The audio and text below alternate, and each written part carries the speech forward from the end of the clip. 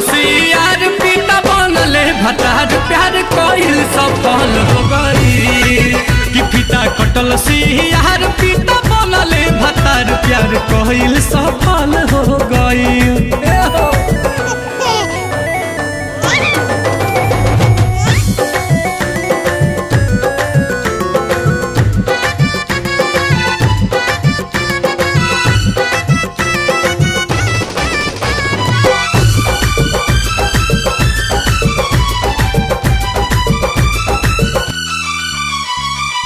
बाजारा बोला के कहल जान राख दूरी हो पियावा खटाई दिन रात एक सूरी हो चूल्हा चौकी संग ले लगायान कटनी पीटनी के उखियो हरियो में घुमल बा जरूरी हो।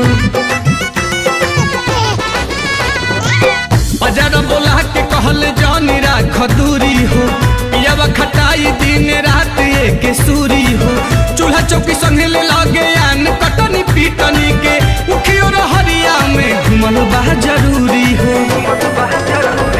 नैहर में सिखबू तो ससुरा में टिकबू ओतने भेटाई माजा जतने परिकबू सच सुर हुआ ना ओकर कहल हो गई हो पिता कटलसी यार पिता बनले भतार प्यार कइल सफल हो गई पिता कटलसी यार पिता बनले भतार प्यार कइल सफल हो गई।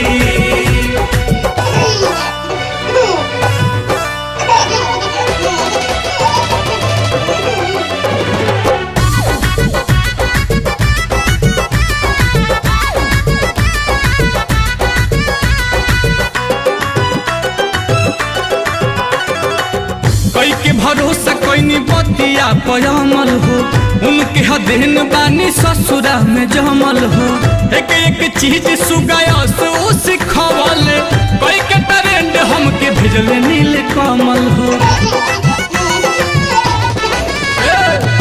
कई के भरोसा कोई बतिया पयामल हो उनके हदेन बानी ससुरा में जमल हो एक एक चीज सुगायस ओ सिखवल हमके भेजले नील कमल हो। सोनू सुधा करके सको ना भइल रंग लाइल मेहनत यारवे के कइल मुँह बबुआ के ओकरे नकल हो गई पिता कटलसी यार पिता बनले भतार प्यार कइल सफल हो गई।